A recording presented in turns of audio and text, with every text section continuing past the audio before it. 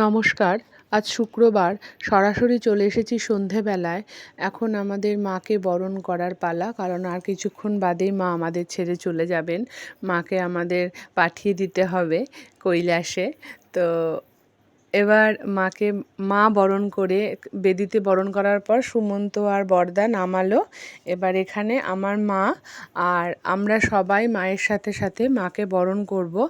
আর আমার ছোটো মা কুর্তি তো চলে গেছে, একটু সন্ধেবেলা হয়ে গেছে বলে ওরা বেরিয়ে গেছে। আর আজকে এমনিতেও আমাদের একটু তাড়াতাড়ি ঠাকুর বিসর্জন দিয়ে দিতে হবে, কেননা দাদা আবার বেরিয়ে যাবে। আর দাদা যেহেতু থাকতে থাকতে বিসর্জন দিয়ে আমরা দাদা নিয়ে গিয়ে মাকে বিসর্জন দেয়, তো সেই হেতু আমরা আর কি তাড়াতাড়ি করে নেব। 5:30টার সময় অমাবস্যা ছেড়ে যাওয়ার সঙ্গে সঙ্গেই আমরা বরণ পর্বটা শুরু করে দিয়েছি। মায়ের কাপড় চোপড় গয়নাগাটি সব খুলিয়ে নিয়ে মায়ের ফুলের সাজিয়ে মায়ের পরে এবার আমি বরণ করছি। আমার পর একে একে আরও সবাই বরণ করবে।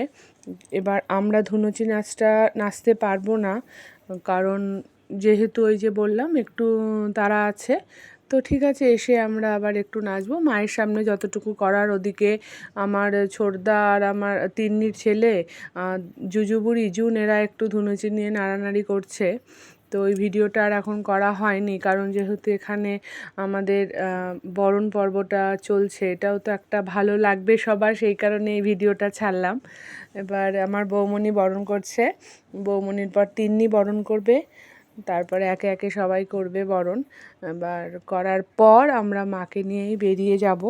অন্ধকার তো হয়েই গেছে, আর মাকে আমরা টোটো করে নিয়ে যাব, ভ্যান তো পাওয়া যায় না। এই আমার আর এক বৌদি, আমার জ্যাঠতো বৌদি বরণ করবে, এবার ছোটদি বরণ করছে।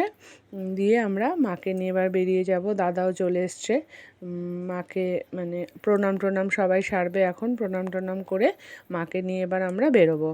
তো মাকে নিয়ে বেরোনো হয়েছে। এবার সুমন্তর হাতে মায়ের যে ঘটটা পাতা হয় সেই ঘটটা রয়েছে, ওটা হাতে করে নিয়েই ও যাবে একদম পুকুর অবধি। আমাদের মাকে পুকুরে বিসর্জন দেওয়া হয়, কারণ নদীতে নামার কোনো জায়গা নেই, তাহলে ব্রিজ থেকে ফেলতে হবে, আর সেটা কীরকম লাগে না দেখতে।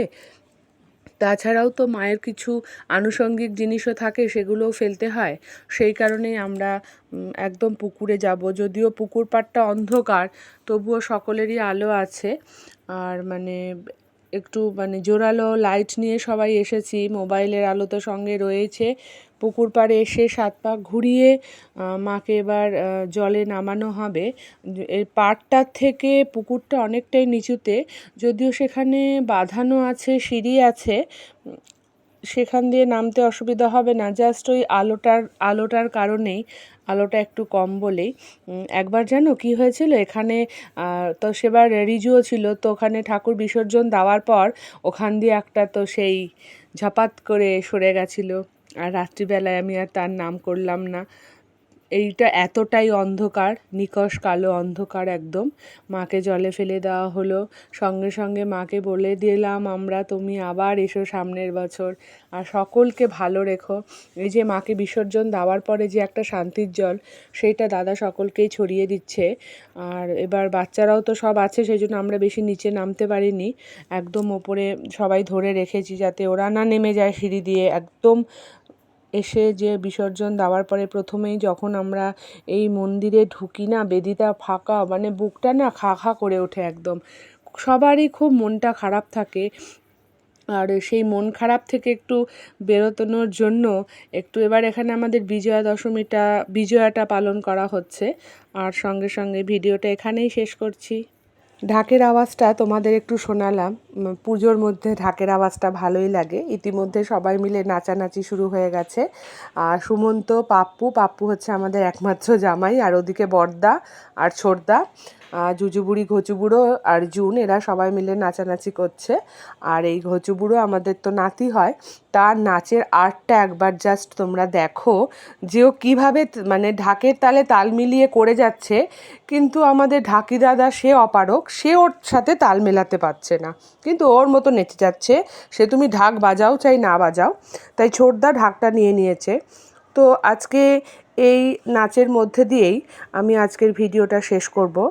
আশা করি আমার এই ভিডিওটা তোমাদের ভালো লাগবে সকলেরই। আর ভালো লাগলে তোমরা কিন্তু অবশ্যই লাইক করে দিও।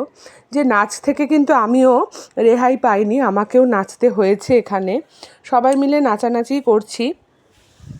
এবার এই যে কীরকমভাবে নাচ করে যাচ্ছে, আমি মানে সেই শেষ হয়েও হইল না শেষ, এই হচ্ছে, আমি ভিডিওটা যেন শেষ করতেই পারছি না ওর এই নাচানাচিটা তোমাদের সাথে একটু শেয়ার করবার জন্য।